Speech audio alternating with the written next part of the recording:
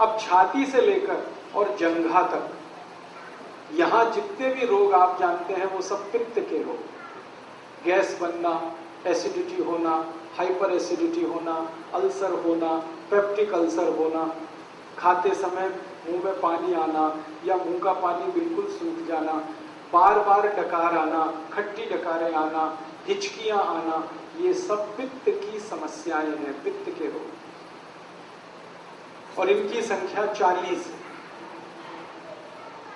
ये छाती से लेकर जंघा के बीच वाले इलाके के रोग हैं सब पित्त के। किडनी खराब होना, लीवर खराब होना, किडनी में स्टोन होना, लीवर में सूजन होना, ये सब पित्त की समस्याएं हैं। और खराब रोगों के नाम बताऊं, जॉन्डिस होना, पीलिया होना, हेपेटाइटिस होना, ये सब पित्त के रोग हैं, पित्त की समस्याएं। कई तरह के बुखार, पित्त की समस्याएं। अब आपको जिंदगी भर एक ही चीज ध्यान रखनी है कि वात, पित्त, कफ तीनों संतुलित रहें आपके, तो आप रोगी नहीं हो सकते। तो आपको करना क्या है? वात, पित्त, कफ तीनों को संतुलन रखने के लिए महर्षि वाग्भट के कुछ सूत्र याद रखने और याद रख के उनको जीवन में पालन करना है। पहला सूत्र है उनका, खाना खाने के बाद कभी भी पानी नहीं पीना। ये पहला सूत्र। खाना खाने के बाद कभी भी पानी नहीं पीना। सूत्र को उन्होंने लिखा है जिस तरह से वो मैं बताता हूं। ये मैंने भाषांतर करके बोल दिया आपको, खाना खाने के बाद पानी नहीं पीना। महर्षि वाग्भट ने ऐसे नहीं लिखा, उन्होंने लिखा है भोजनांते विषम वारी, ऐसे लिखा। भोजनांते माने भोजन अंते, भोजन अंते माने भोजन के अंत में, विषम, विषम माने विष के जैसा, वारी, वारी माने पानी, भोजन के अंत में पानी विष के जैसा है, ये है सूत्र। मतलब भोजन के अंत में पानी ना पिए, मैंने सरल कर दिया उसको। अब क्यों ना पिए? कारण उसका एक है कि हम जब खाना खाते हैं, खाना सारा पेट में इकट्ठा होता है, एक स्थान है उसको जठर कहते हैं, जठर स्थान पे खाना जब आता है तो अपने आप अग्नि जलती है, उसको जठर अग्नि कहते हैं। खाना खाते ही पेट में अग्नि है, वो जठर अग्नि है। अग्नि जलती है तो खाना पचता है, अग्नि नहीं जलती तो खाना नहीं पचता। तो आपने खाना खा लिया, पेट में अग्नि जली, अग्नि ने जैसे ही जलना शुरू किया आपने पानी पी लिया और खूब ठंडा पानी पी लिया, चिल्ड वाटर, फ्रिज से निकाल के बोतल गटक ली। अब क्या होगा? अग्नि बुझ गई, अग्नि बुझ गई तो खाना नहीं पचेगा, तो खाना सड़ेगा, और सड़ा हुआ खाना 103 बीमारियां पैदा करेगा। सबसे ज्यादा बीमारियां इसी में आती हैं। इसलिए वाग्भट जी ने पहला सूत्र ये लिखा, भोजनांते विषम वारी, खाने के बाद पानी नहीं पीना। दूसरा नियम है, पानी जब भी पिए घूंट भर के पिए, सिप करके पिए। जैसे चाय पीते हैं, जैसे कॉफी पीते हैं, गर्म दूध पीते हैं, ऐसे पानी पिए। ऐसे कभी भी पानी ना पिए, गिलास लगाया और लगातार पिया, ये गलत तरीका है। पानी पीने का तरीका है, एक घूंट पिया, थोड़ी देर रुकें, एक घूंट पिया, फिर रुकें, फिर पिया, फिर रुकें, फिर ऐसे पानी पिए। इसका क्या लाभ है? मुंह में आप जानते हैं लार बनती है, ये लार जो है ना पेट के तेजाब को शांत रखती है। पेट का जो तेजाब है ना वो एसिडिक है विज्ञान की भाषा, और मुंह की लार जो है वो एल्कलाइन है, क्षारीय है। तो ये क्षार है, यहाँ अम्ल है, अम्ल और क्षार मिले तो एक दूसरे को न्यूट्रल करते हैं। तो मुंह की लार बार बार पेट में जाए ताकि पेट का तेजाब शांत रहे, इसके लिए कहा गया घूंट घूंट पानी पिए, थोड़ा थोड़ा करके पानी पिए। ठीक है। आयुर्वेद में कहा जाता है कि जिनके पेट का अम्ल शांत रहता है, तेजाब शांत रहती है, उनको जिंदगी में रोग नहीं आते कभी। अम्लता अगर आपकी शांत है, एसिडिटी, कोई रोग आने की संभावना नहीं। दुनिया के सारे खराब रोग जैसे कैंसर, जैसे डायबिटीज, जैसे ब्लड प्रेशर बहुत तेज होकर हार्ट अटैक आना, ब्लड प्रेशर बहुत ज्यादा बढ़कर ब्रेन हेमरेज हो जाना, ब्लड प्रेशर बहुत ज्यादा बढ़कर पैरालिसिस हो जाना, ये सब खराब बीमारियां एसिडिटी से शुरू होती है। जब रक्त में एसिडिटी बढ़ती है तब ये बीमारियां अपने चरम पर पहुंचती है। लेकिन रक्त में एसिडिटी बढ़ती कहां से है? वो पेट से बढ़ती है। पेट में एसिडिटी कब बढ़ेगी? जब आप घूट घूट पानी नहीं पिएंगे तो लार बार बार अंदर नहीं जाएगी तो समस्या आएगी। इसलिए आयुर्वेद में कहा गया पानी घूट घूट पिए। तीसरा नियम है सवेरे सोकर उठें, सबसे पहले पानी पिए। वहां स्वामी जी का आपने सुना होगा व्याख्यान, तो उषापान की बात वो करते हैं। उषापान का मतलब यही है उठते ही पानी पीना। हालांकि उषापान का सही अर्थ है सवेरे 4:30 बजे उठकर पानी पीना, क्योंकि उषा का वही समय है। अब दिल्ली वासियों के लिए मैं ये नहीं कह सकता कि वो सवेरे 4:30 बजे उठें, क्योंकि उनका 4:30 बजे उठना तब संभव है जब रात को 8 बजे सो जाए। 8 बजे दिल्ली में सोना तो स्वर्ग की बात है, कल्पना की बात, संभव ही नहीं। इसलिए मैं कहता हूं जब उठें तो पहले पानी पिए। आपकी जब दिन हो जाए, जब सवेरा हो जाए, उठते ही पानी पिए, कम से कम 3 गिलास, बिना प्यास के, घूट घूट भर के। कोई कहेगा हमें प्यास नहीं लगती, तो भी पीना ही है, ये तो घूट घूट भर के। इस पानी का फायदा, सबसे बड़ा फायदा इसका ये है, रात को आप सो गए, सोने के बाद मुंह में लार बनी, वो जमा है, घूट घूट पानी पी लेंगे, सब लार नीचे चले गए। दूसरा फायदा, उठते ही आप पानी पिएंगे तो पानी सारा बड़ी आंत में जाएगा। बड़ी आंत में मल फंसा रहता है, लार्ज इंटेस्टाइन में, तो मल को बाहर निकालेगा।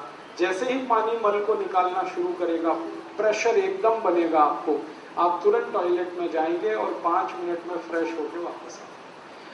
तो आपको मैं जो समझाना चाहता हूं वो ये कि शरीर ठंडा मत होने दीजिए, इसको गर्म रखिए। तो ठंडा शरीर ना हो इसके लिए ठंडा पानी मत पीजिए, नहीं तो क्या होगा, ठंडा पानी बार बार पीते रहेंगे, शरीर में तकलीफें शुरू होंगी। उसकी सबसे बड़ी तकलीफ क्या होती है कि जब बहुत ठंडा पानी आप पी लेते हैं तो शरीर का जो पेट है वो पानी को गर्म करता है। पानी को गर्म करने में पेट को एनर्जी चाहिए, ऊर्जा चाहिए, और वो ऊर्जा ब्लड में से ही आ सकती है, खून में से आ सकती है, और खून को फिर सारे शरीर से पेट की तरफ दौड़ना पड़ेगा, तब पानी गर्म होगा। शरीर का सारा खून पेट में जाने लगे तो बाकी अंगों को खून की कमी पड़ जाएगी, और वो खून की कमी हमेशा के लिए कोई डैमेज कर जाएगी। इसलिए आयुर्वेद कहता है कभी भी ठंडा पानी गलती से भी ना पिए। ठीक है, 4 नियम हो गए। 5वां नियम है हमेशा खाना खाएं तो चबा चबा कर खाएं। इतना चबाएं जितने आपके दांत।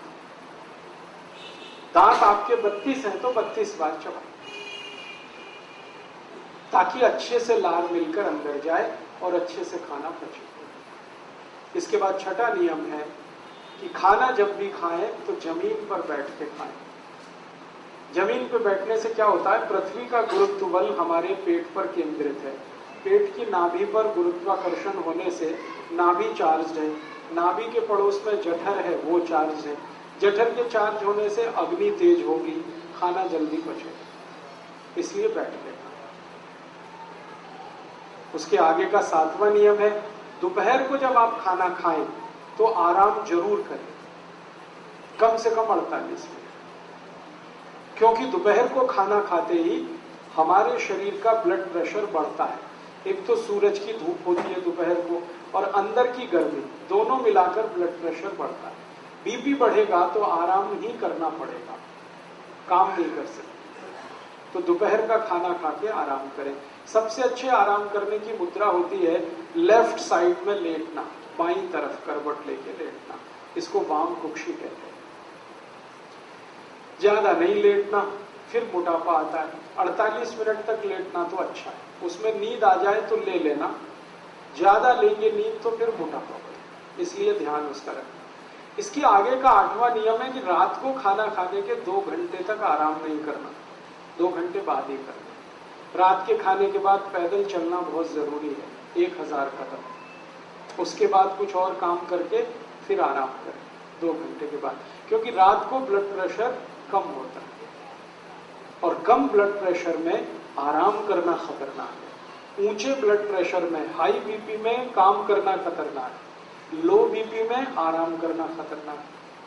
तो इसलिए रात को 2 घंटे बाद आराम करें, दोपहर को तुरंत आराम करें। इसके बाद का नवा नियम है 9th कि आप जब खाना खाएं तो 2 चीजों को ध्यान रखें, एक साथ ऐसी ना खाएं जो एक दूसरे के विरोधी। ठंडा गरम साथ में ना खाएं, दूध और दही साथ में ना खाएं, उड़द की दाल और दही साथ में ना खाएं, खट्टे फल और दूध साथ में ना लें, कटहल की सब्जी के साथ दूध ना खाएं, कच्ची प्याज खा रहे हैं तो दूध नहीं खाएं, दही में नमक डाल के ना खाएं, हमेशा दही में मीठी चीज डालें। ये आपको थोड़ा झटका लगेगा, ये क्या बोल दिया, दही में नमक ना खाएं, क्योंकि रायता तो बिना नमक के बनता नहीं है। बात ऐसी है कि ये जो दही है ना, ये जीवाणुओं का घर है। अगर आप लेंस लगा के देखेंगे तो दही में लाखों जीवाणु होते हैं।